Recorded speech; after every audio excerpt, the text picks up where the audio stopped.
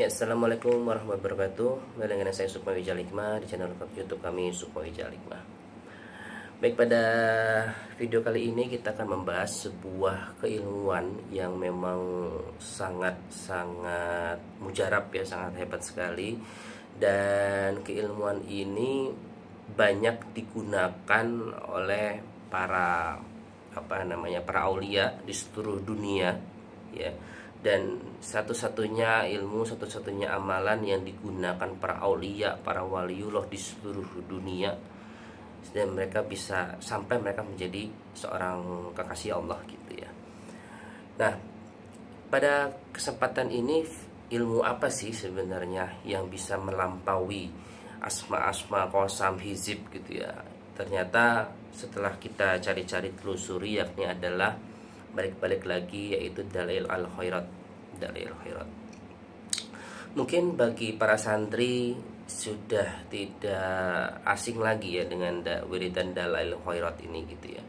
Lalu apa kelebihan dari wiridan Dalail Khairat itu? Tentu saja banyak, karena di dalam wiridan Dalail Khairat tersebut itu terdapat Asmaul Husna, Asmaul Nabi, habis itu sholawat, Ismul Azam, doa, dan berbagai macam doa para anbiya, tawasul kepada malaikat, tawasul kepada nabi gitu ya. Itu semua sudah lengkap di dalam situ. Nah, dan setiap Asmaul Husna, Asmaul Nabi, setiap hizib di dalamnya itu, atau setiap rangkaian doa-doa di dalamnya itu sudah ada sirnya masing-masing, sudah lengkap, sudah ada untuk bab mahabbah, sudah ada untuk bab rizki, sudah untuk bab tersambung kepada Nabi, sudah untuk bab dunia dan akhirat, dan semuanya sudah lengkap dalam situ gitu. Nah, sebelum kita masuk ke Dalail Khairat, kita mungkin akan membahas dulu siapa pengarang Dalail Khairat gitu ya. Jadi pengarang Dalail Khairat itu bernama Syekh Abu Abdullah Muhammad bin Sulaiman al-Jazuli gitu. Beliau adalah bangsa orang Maghribi, orang Maroko gitu ya, dan dia bertoreko Syaziliyah gitu. Nah, pada suatu waktu awalnya itu Imam Jazuli ini sedang lagi melakukan safar, dan beliau itu mau sholat zohor, akhirnya datang ke sebuah masjid. Lalu di masjid itu dia tidak menemukan air, jadi masjid itu kekeringan lah gitu. Lalu dia berteriak-teriak, ini di mana mau cari air untuk wudhu gitu. Lalu datanglah seorang anak kecil itu lalu menyindir beliau, katanya engkau adalah seorang ulama besar atau seorang alim yang masyhur, namun kok nyari wudhu aja susah gitu ya. Sampai akhirnya anak kecil tersebut meludah di satu kubangan, lalu terpancurlah air dari situ. Lalu disitulah Imam Jazuli kaget, dan akhirnya dia berwudu gitu. Akhirnya dia melakukan sholat johor di dalam masjid, dan dia bertanya-tanya dengan kealiman, dengan ilmu yang sudah dimiliki, dengan ilmu fikih, hadis, dan sebagai metorekoh yang sudah dalami, kok dia masih bisa kalah dengan seorang anak kecil gitu. Anak kecil yang hanya meludah saja dia bisa mengeluarkan air dari sumber mata air gitu untuk wudhu gitu. Nah, setelah itu dia berpikir, dia berpikir, lalu dia keluar menemui anak kecil tersebut. Lalu Imam Jazuli bertanya, amalan apa yang engkau lakukan sehingga engkau bisa melakukan hal tersebut? Lalu anak kecil tersebut berkata bahwa mulutnya tidak lepas setiap hari selama 24 jam untuk bersolat kepada Nabi Muhammad SAW. Dari situlah dia tiba-tiba mendapatkan sebuah tarikan lah gitu ya, sebuah tarikan untuk mengumpulkan semua sholawat dari zaman sahabat, para tabiin, sampai pada semua pada waktu itu, serta sahabat, tabiin, dan semua sholawat dikumpulkan dia pergi ke perpustakaan di seluruh Maghribi, seluruh penjuru, dan dia mengumpulkan sholawat-sholawat itu menjadikan satu kitab. Dan beliau mengarang kitab Dalil Khairat itu dengan cara berkholwat selama kurang lebih 14 tahun. Jadi beliau itu hanya keluar selama kholwatnya itu hanya keluar pada saat beliau untuk Jumatan aja, sama untuk ke perpustakaan. Nah, setelah di dalam perjalanan spiritual beliau, pada waktu itu majelisnya tutup, ya suruh anak-anak muridnya yang hodim-hodimnya mengajar. Dan selama 14 tahun dia berkholwat itu, beliau mengamalkan apa yang dia tulis, apa yang dia buat gitu ya. Lalu pada akhirnya beliau bermimpi Nabi, bertemu dengan Nabi. Dan Nabi berkata bahwasanya kepada beliau, jika memang mau tersambung kepadaku, maka amalkanlah apa yang ditulis oleh Syekh Jazuli gitu. Nah, jadi disinilah akhirnya setelah 14 tahun berkholwat, setelah selesai membuat sebuah kitab yang sangat masyhur, yang menjadi amalan wajib bagi para aulia di seluruh dunia. Jadi saya bisa katakan seluruh dunia, kenapa? Karena setiap ulama, setiap alim, seorang alim, setiap mursyid, setiap masyaikh yang saya temui, mungkin ada juga yang tidak saya temui, yang tidak membaca dalail mungkin.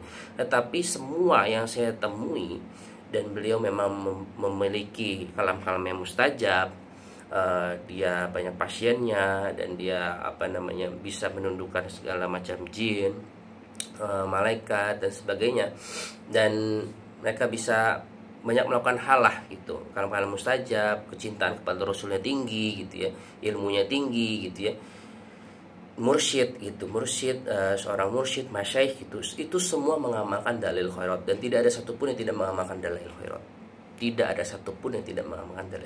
itu. Seperti contoh Abah Anom Sulaiman juga mengamalkan Dalil Khairat, Abah Guru Sekupul mengamalkan Dalil Khairat, para masyaikh Azhar juga mengamalkan Dalil Khairat gitu ya. Lalu guru-guru saya, Syekh Yusri, Syekh Usam, Syekh Muhanna juga mengamalkan Dalil Khairat semua gitu ya.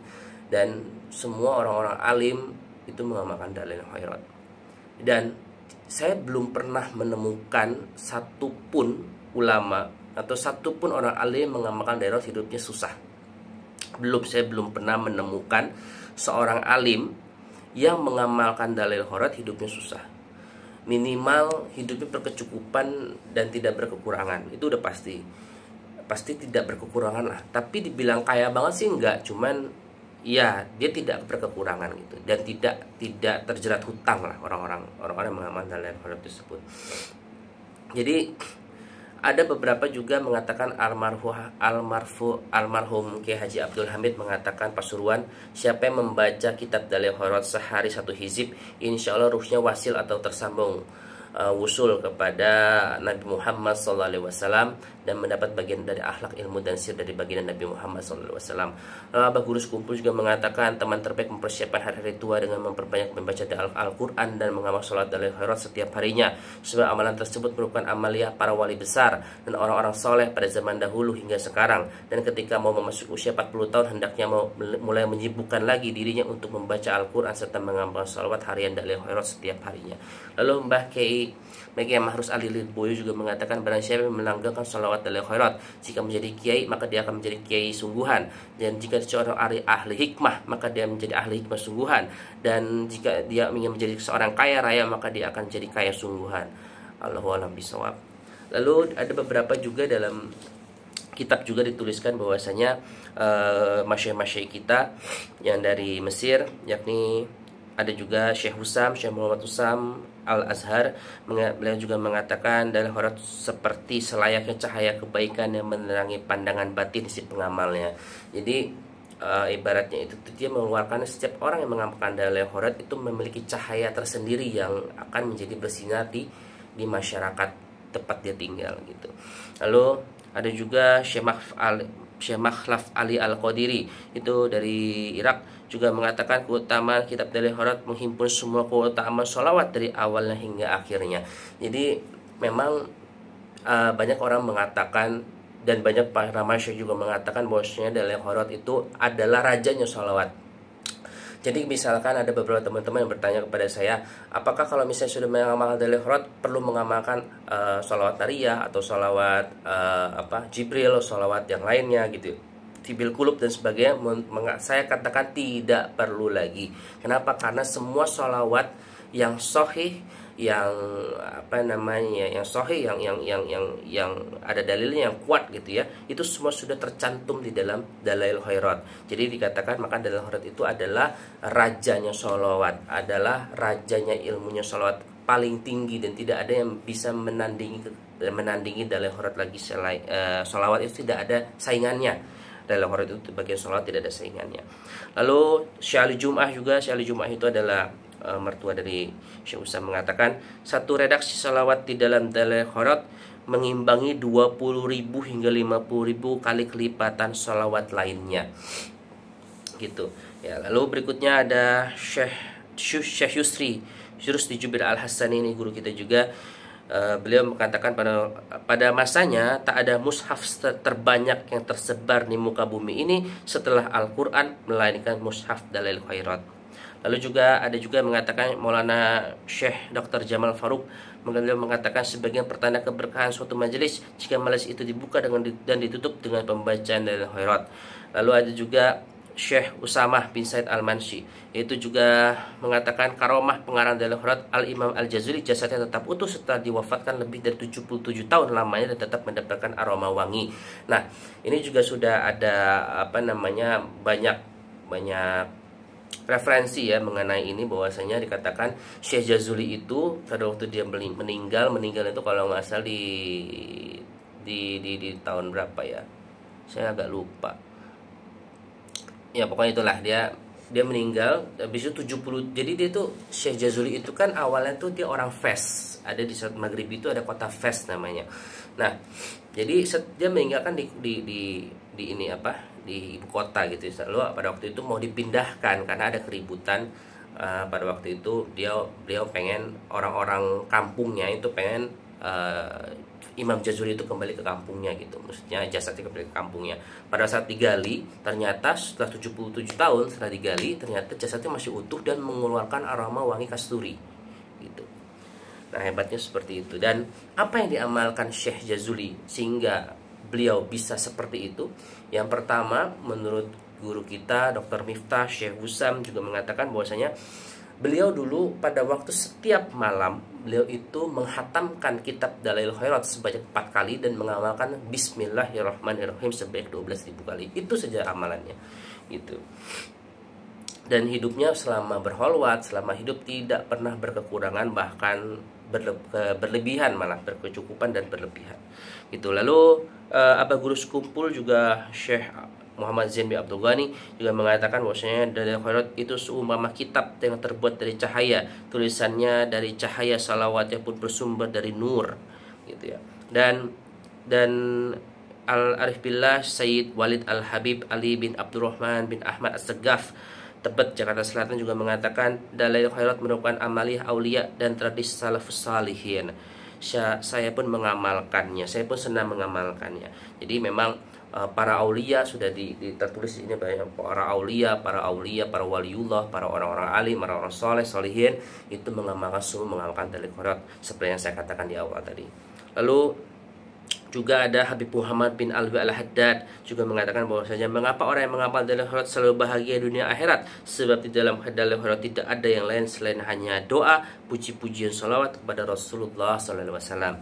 Nah, jadi memang di dalam Dalail Khairat itu terdapat Ismul Azam, terdapat doa, terdapat aurat-aurat para anbiya, terdapat salawat kepada para malaikat, salawat kepada Nabi, habis itu salawat kepada Nabi, tawasul kepada Nabi, lalu ada Asmaul Nabi 201 nama Nabi dan Asmaul Husnanya gitu ya. Jadi memang sudah sangat lengkap di dalam situ. Dan selanjutnya ada Dr. Gois Al-Makwi. Al-Makwi juga mengatakan dalil Huruf merupakan menempati posisi puncak tertinggi dan penting dalam Huruf kitab yang perlu dan harus ada di setiap rumah keluarga muslimin. Lalu ada juga mengatakan Imam Al-Qastalani mengatakan, saya tidak menemukan di Masjid Nabawi terkecuali terdapat mushaf dalil khairat yang selalu terletak di samping Al-Quran. Nah, ini dulu ya, waktu dulu Nabawi masih dipegang sama Turki gitu ya. Lalu Syekh Nazim Hakani dari Thariqah Naqsyabandi mengatakan, jika kamu istiqomah mengamalkan dalil khairat, maka tangan putih bagi Rasulullah akan meraihmu. Nah, jadi memang para aulia juga sudah merekomendasikan bahwasanya dalil khairat ini sangat penting untuk diamalkan gitu. Nah, kita akan membahas dalam dalil khairat itu sebenarnya ada apa aja ya. Jadi seperti yang tadi saya katakan, cara mengamalkannya itu apa gitu, bagaimana gitu. Jadi apa yang membedakan dalil khairat satu dengan yang lainnya gitu ya. Jadi pada waktu saya berguru kepada para masyayikh di Azhar di Mesir gitu ya, terutama yang mengijazahkan saya, memberikan saya wewenang untuk mengijazahkan dan menebarkan atau mendakwahkan dalil khairat ini, yakni Syekh Muhammad Utsam, semoga Allah menyertainya. Dan beliau mengatakan bahwasanya dalil khairat ini yang membedakan satu dengan lain adalah sanad. Jadi memang sanadnya memang harus mutasil, jadi harus tersambung secara beruntun dan tidak boleh terputus satupun, dan tidak bisa disatukan gitu. Misalnya kalau teman-teman tahu, misalkan sanad dari ilmu hikmah yang lainnya biasanya banyak saya satukan gitu kan. Banyak yang misalnya dari kitab A B C D F G saya dapat dari Syekh A B C D F G, lalu supaya untuk dipermudah saya akan membuatnya menjadi satu tawasul, sehingga tawassulnya agak sedikit panjang tetapi ringkas. Jadi maksudnya jika teman-teman mengamalkan ilmu hikmah dari saya, itu tidak perlu tawasulnya satu-satu lagi gitu. Jadi cukup sekali tawasul itu bisa mengamalkan semua ilmu hikmah yang dari saya. Itu khusus ilmu hikmah seperti asma, qasam, hizib dan sebagainya. Namun khusus dalil khairat itu tidak boleh diselipkan atau tidak boleh dia sistemnya tidak boleh dicampur gitu. Jadi kalau misalkan kita mendapatkan 7 sanad, berarti kita harus membaca 7 kali sanad tersebut gitu ya. Tawasulnya 7 kali sanad tersebut gitu. Jadi sanadnya berbeda-beda. Nah, jadi memang yang membedakan adalah mutasil atau tidaknya sanad si dalil khairat ini gitu dari si guru. Yang kedua, pengijazahnya harus ahli dalail. Maksudnya apa adalah, maksudnya pengijazahnya memang harus mengamalkan dalail gitu. Bukan berarti dia cuma punya sanad lalu mengijazahkan tok gitu. Tidak bisa. Sehingga kalau misalkan orang yang punya sanad dia tidak mengamalkan lalu dia main mengijazahkan saja, maka murid-murid di bawahnya itu tidak akan mujarab, tidak akan terusul kepada baginda Rasulullah SAW. Karena yang mengijazahkan bukan ahli dalail gitu. Jadi memang harus memang ahli dalailnya. Jadi memang kalau misalkan teman-teman seandainya mau mencari sanad, mungkin bukan dari saya, mungkin dari tempat lain gitu ya, teman-teman memang harus pahami betul beliau itu ahli dalil atau tidak gitu. Memang dia mengamalkan atau tidak gitu. Kalau misalkan dia hanya punya sanadnya, dia hanya punya punya sanadnya saja tapi dia tidak mengamalkan, ya lebih jangan gitu. Karena memang disarankan oleh Syekh Utsam seperti itu, dari guru saya seperti itu. Maksudnya jangan mengambil sanad dari atau jangan mengambil ijazah dari seseorang yang bukan ahli dalail gitu. Nanti itu yang dikhawatir keberkahannya tidak akan turun gitu ya. Jadi memang keberkahan itu harus turun. Jadi bukan hanya sanad yang harus mutasil, tetapi keberkahan dan karomah dan nur dan sir dari dalil khairat sendiri itu juga harus mutasil.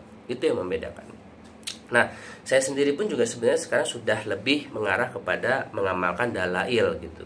Nah, dalil sendiri pun juga nanti kita bisa pakai untuk kalau kita ngomong itu menundukkan, memaksa khodam-khodam dari keilmuan lain untuk mengerjakan hajat kita, itu bisa. Tapi itu nanti itu bagian next time mungkin kita bahas ya. Nah, apa yang dapat di dalam dalail itu ya Ismul Azam dan Asmaul Nabi, Asmaul Husna, doa-doa para aulia, doa-doa para nabi, habis itu tawasul kepada nabi, habis itu tawasul kepada nabi-nabi, bukan Nabi Muhammad saja ya, tawasul kepada nabi-nabi gitu. Ada Nabi Yunus, ada Nabi Ayub, ada Nabi Zulkifli, banyak sekali. Dan di dalam itu juga ada tawasul kepada para malaikat gitu, dan doa-doa. Nah, di dalam dulu cara mengamalkan dalil horat ini, itu zaman dulu itu dia tidak dibagi menjadi beberapa bagian. Kalau sekarang itu ada beberapa bagian. Ini ada hizib hari Senin, hizib hari Selasa, Rabu, Kamis, Jumat, Sabtu, Minggu, dan Senin akhir gitu. Nah, zaman dulu, zamannya para aulia itu mereka sistemnya per hatam. Jadi hatam dari Senin awal sampai Senin kedua. Jadi hatam. Lalu makanya ada doa hataman di belakang itu. Ada doa hataman. Makanya zaman dulu itu mereka sistemnya seperti itu. Namun sekarang berkembangnya zaman, mungkin dunia lebih sibuk ya. Sekarang orang-orang lebih sibuk dengan dunia. Waktu juga tidak cukup lah untuk mereka menghatamkan, dan banyak orang tidak sanggup lagi zaman sekarang ini. Tidak seperti orang-orang dulu ya. Kalau orang dulu tuh duduk 3 jam, 4 jam untuk sholawat, untuk wirid, untuk zikir, itu mereka kuat. Zaman sekarang mungkin cuma sanggup setengah jam, 1 jam, udah nggak kuat gitu. Maka pada waktu itu zamannya Syekh Ahmad At-Tiba itu nanti mereka membagi menjadi beberapa bagian ya. Ini makanya sekarang ada hizib Senin, Selasa, Rabu, Kamis, Jumat, Sabtu, Minggu, Senin gitu. Nah, kok Seninnya ada 2 gitu? Memang sebenarnya mereka ini sistemnya itu memutar gitu. Jadi Senin itu yang dibagi 2. Kenapa ada Senin kedua? Supaya dari Senin kedua ini dibalik lagi ke Senin awal. Jadi sistemnya memutar. Itulah namanya sistemnya hataman gitu. Nah, ada beberapa cara mengamalkannya dari guru-guru kami. Ada yang sistemnya harian, yaitu baca hizib harian ya. Yang itu yang saya ijazahkan kepada teman-teman bisa membacakan hizib harian gitu, supaya tidak terlalu berat. Karena yang saya pahami bahwasanya pemahar-pemahar saya, murid-murid saya itu banyak orang kerja. Jadi saya memahami, oke, silakan kalian mengamalkan sistemnya harian. Hari Senin, Selasa hizib, baca hari hizib Selasa gitu.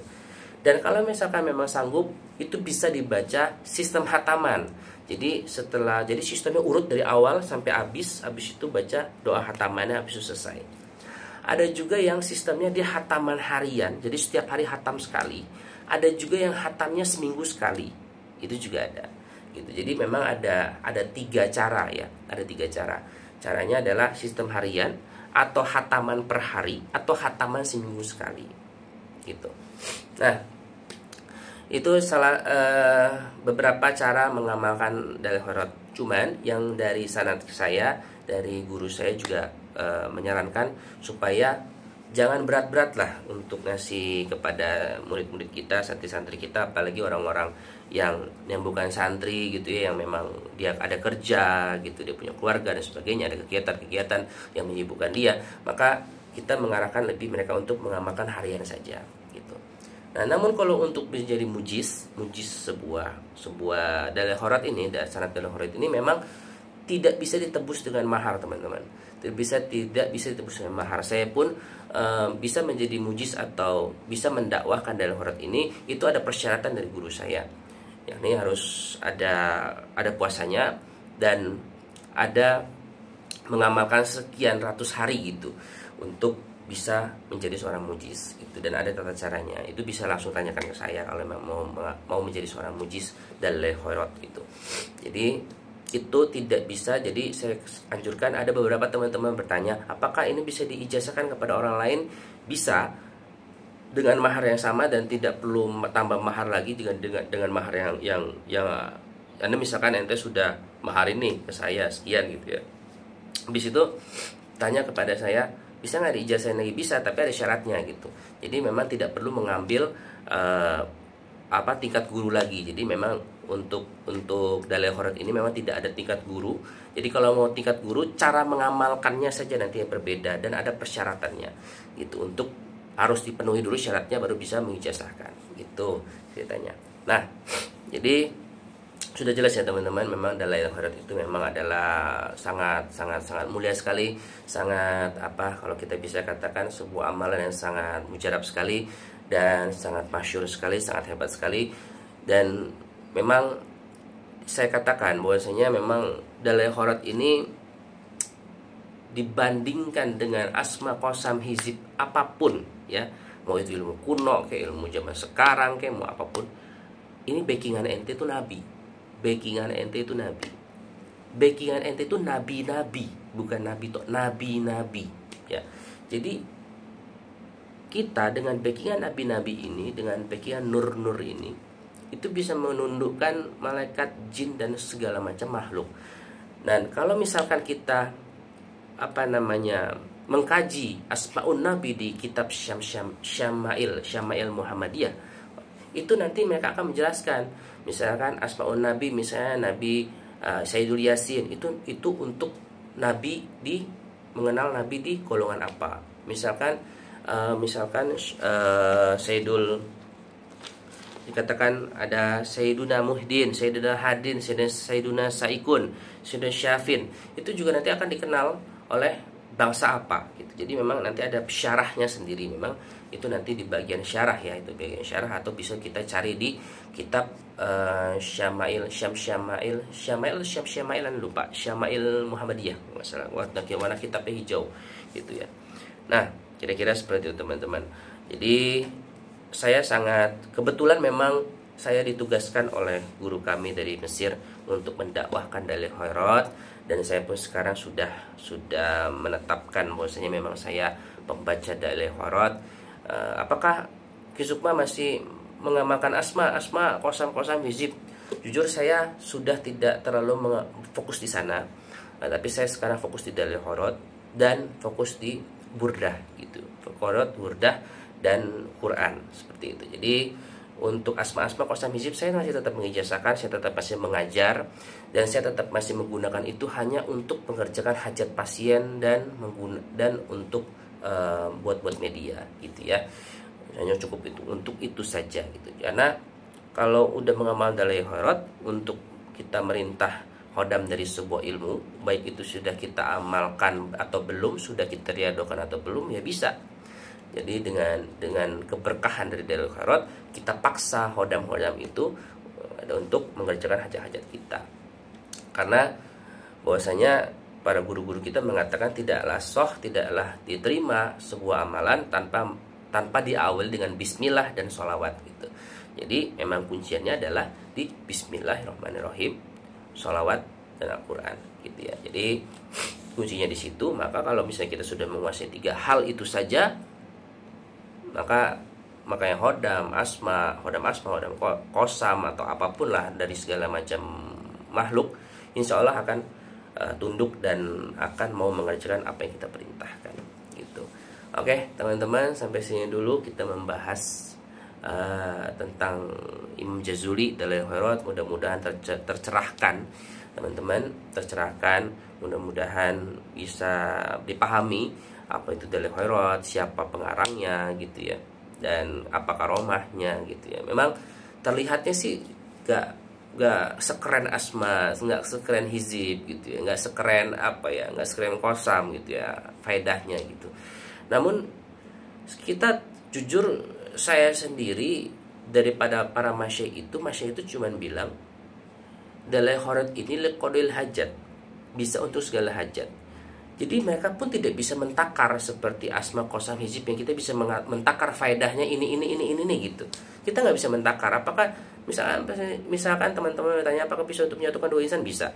Misalkan apakah bisa untuk membuat kita mendatangkan rezeki atau mendatangkan pelanggan? Bisa. Atau menjual rumah, menjual properti? Bisa. Jadi semua bisa. Untuk menundukkan asma qasam bisa, menundukkan hodam bisa, menundukkan, ya pokoknya semua bisa lah gitu, untuk dunia akhirat lah Dalail Khairat itu. Jadi memang tergantung kita mau bawanya kemana. Dalail Khairat ini seperti pedang, layaknya pedang. Dia pedang yang sangat tajam seperti pusaka, seperti pedang pusaka. Jadi memang keistimewaan sangat hebat, sangat mulia gitu. Dan saya juga banyak melihat orang-orang dulu saya gak paham ya, dulu para spiritual gitu ya, spiritual mereka itu kan ilmunya banyak ya, asmanya punya ilmu banyak, asma banyak, kosam banyak ya, wiridan banyak, bejibun lagi. Tapi kok masih minta air atau minta doa sama orang kiai yang cuma ngamalin dalail khairat gitu. Kadang-kadang mereka sudah mentok dengan ilmu asma kosam hizib dan yang mereka punya, ujung-ujungnya minta air, minta didoain sama kiai atau ulama atau aulia atau wali yang cuman mengamalkan dalil khairat gitu. Gitu. Jadi ya itulah kita bisa berpikir ternyata dalil khairat itu melebihi kemampuannya, melebihi semua asma kosamnya ente punya gitu ya. Jadi memang itulah kelebihannya. Saya jujur memang saya membuat video ini memang niat saya untuk mendakwahkan dalil khairat, dan saya tidak menjelekkan amalan-amalan yang lain karena saya juga pernah mengamalkan asma kosam hizib dan sebagainya gitu. Cuman memang kalau dikatakan derajatnya, keutamaan derajatnya, para masyaikh pun juga mengatakan derajat seperti yang tadi saya bilang, saya sudah bacakan kata-kata masyaikh segala macam. Masyaikh pun juga mengatakan dalil khairat itu sangat utama, sangat masyhur, sangat rajanya sholawat dan sebagainya. Ya, dan dalil khairat merupakan amalia aulia tradisi salafus sholihin gitu dan sebagainya. Nah, kira-kira seperti itu. Jadi saya hanya menjalankan tugas yang diberikan oleh guru saya untuk mendakwahkan dalil khairat.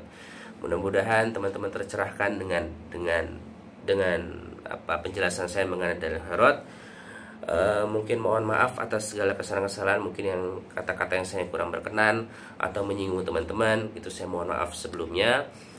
Dan mudah-mudahan teman-teman semua, kita semua bisa mengamalkan dalil khairat dan bisa tersambung dengan Nabi, bisa hidupnya berkah dunia akhirat, dan kita tidak berkekurangan di dunia maupun dan tidak berkekurangan di akhirat, dan kita disatukan dengan para solihin, para aulia, para anbiya, dan bersama-sama di surganya Allah Subhanahu wa taala bersama Nabi besar kita Muhammad Rasulullah SAW.